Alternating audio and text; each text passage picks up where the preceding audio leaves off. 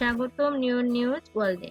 আজ আপনাদের নিয়ে যাচ্ছি ভারতের উত্তর পূর্বাঞ্চলের সেই ৭টি রহস্যময় রাজ্যে, যেগুলোকে আমরা সেভেন সিস্টার বলে চিনি। এখানে লুকিয়ে আছে প্রকৃতির অলৌকিক রূপ, ইতিহাসের মধুর কাহিনী আর এক অজানা রত্নের সন্ধান। চলুন সেই গল্পই আজ শোনাই। সেভেন সিস্টার্সের গভীর জঙ্গল আর পাহাড়ের ভাঁজে রয়েছে এমন অনেক স্থান যা আজও মানুষের কাছে অজানা। একটি কিংবদন্তি বলে মেঘালয়ের উমিয়াম হ্রদের তীরে কোনো এক সময় ছিল এক প্রাচীন সভ্যতা। তাদের কীর্তির চিহ্ন আজও দেখা যায় পাথরের ভাস্কর্যে। কিন্তু লুকানো রত্নটি কি?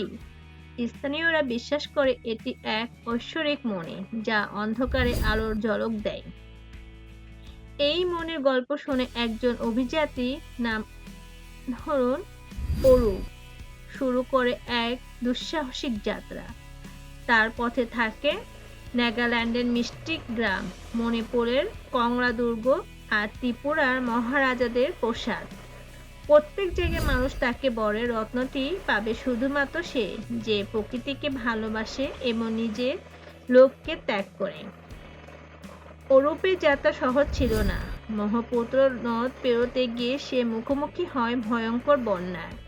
আবার মিজোরামের পাশে জঙ্গলে হাঁটতে গিয়ে শোনে বন্য জন্তুর গর্জন। কিন্তু তার সাহস আর বিশ্বাস তাকে এগিয়ে নিয়ে যায়। অবশেষে অরূপ পৌঁছে যায় অরুণাচল প্রদেশের পাহাড়ে, যেখানে সূর্যোদয় পৃথিবীর প্রথম আলো দেখায়। সেখানেই সে আবিষ্কার করে রত্নের রহস্য। এটা কোনো মণি বা ধন সম্পদ নয়, এই রত্ন হলো সেভেন সিস্টার্সের অপরূপ প্রকৃতি, তাদের ঐতিহ্য আর মানুষের হৃদয়ের উষ্ণতা।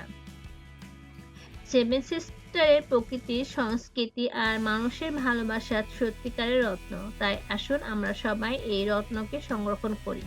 কেমন লাগলো এই গল্প জানাতে ভুলবেন না।